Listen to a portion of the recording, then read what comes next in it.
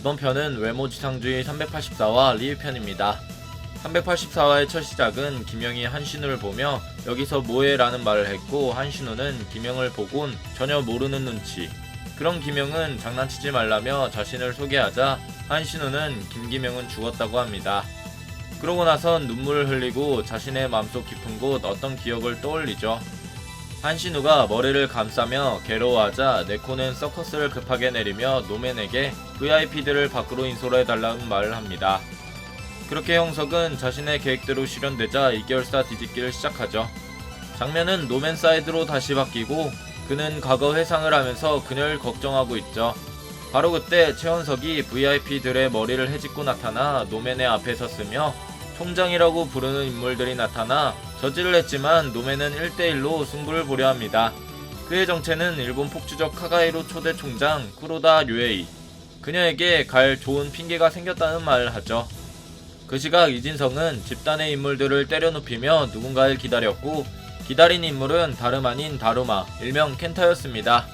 당한 인물들은 켄타를 보며 오야붕이라고 말을 했고, 진성은 전통 복서 이진성이라며 뒤에선 사슬을 감싸 더티 복싱을 준비하고 있는 모습. 켄타는 네가 지금 건드린 건 마가미 식구라며 그는 야쿠자 마가미파의 두목이라는 사실과 함께 이진성과 대치를 하게 됩니다. 또 다른 시각에선 진호빈이 화장실을 돌고 두루마리를 챙기며 나가는 길을 기웃거리다 효토코에게 길을 물어보는 엉뚱한 짓을 해버리고 말죠. 그런 호빈의 모습을 본 효토코는 어이가 없는지 길을 알려주는 척 가는 그의 뒷덜미를 잡아 던져버립니다. 그렇게 당한 호빈은 욕을 하며 날아가기 직전 효토코의 가면을 잡았고, 효토코는 부서진 가면 사이 자신의 얼굴을 보여주게 됩니다. 이후 호빈은 잘생긴 사람을 싫어한다며 일본의 자위대였던 사토 카즈마와 대치를 하는 모습이죠.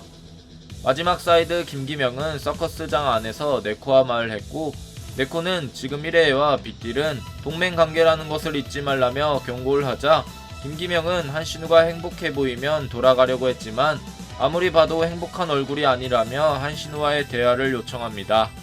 그 말에 네코는 1회와 전쟁이 무섭지 않겠냐라고 말을 했고, 그 시각 빅딜의 총 전력은 1회에 향하고 있었으며 빅딜은 1회와의 전면점을 준비하게 됩니다.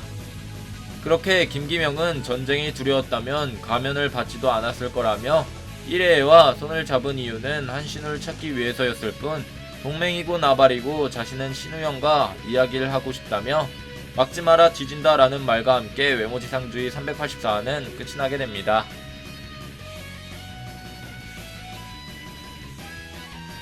드디어 1회와 빅딜, 대규모 크루들의 격돌하는 전쟁이 시작됐습니다.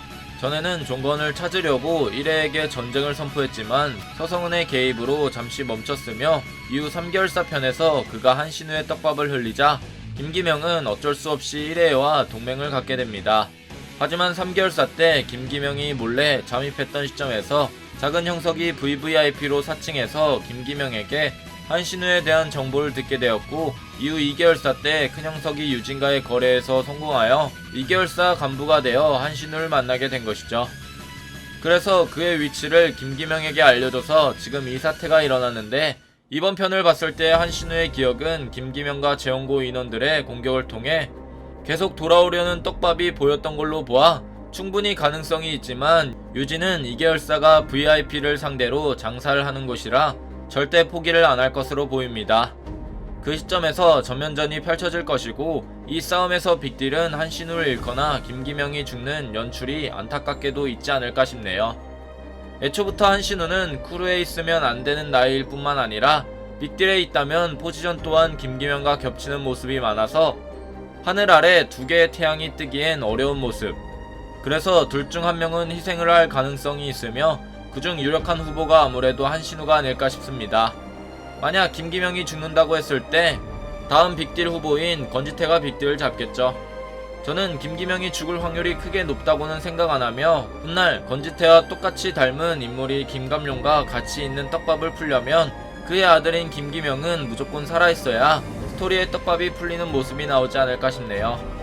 다른 방식으로 이번에 죽는 인물은 김기명이 아니라 한신우라고 생각했을 때 전에 작가님이 말했던 죽는 인물과는 무관하다고 생각합니다.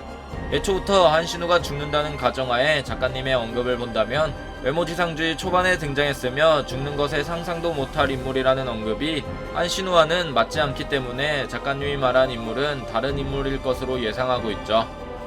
그리고 드디어 1회의 간부들과 대치전이 시작됐습니다. 1회의 간부들의 이름과 소속이 나오며 그들은 대치를 하는데요. 유에이는 역시 폭주족 총장이었고 켄타는 야쿠자 두목, 의외의 인물인 일본 자위대의 사토 카즈마였습니다. 카즈마는 군인에 대한 떡밥이 없었고 일본의 스모 천하장사인 요코즈나로 추정했지만 요코즈나 플러스 일본 자위대까지 맡고 있는 인물이었네요.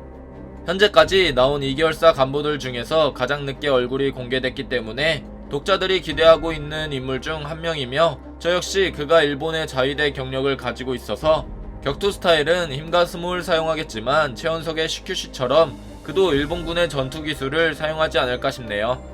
거기에 류에이와 켄타까지 격투 스타일을 보여줄 텐데 켄타는 아무래도 극진 가라데를 사용할 것이며 류에이는 아직까지는 격투 스타일은 안 나왔지만 무술을 쓰지 않고 진호빈과 터프하게 맞추기를 하는 것을 봤을 때 충분히 그도 4대 크루 헤드급에 필적할 만한 전투력이 있을 것이며 호빈 역시 류에이를 보며 뭔가 있다 라고 언급을 본다면 그 전투력을 부정하긴 힘들죠.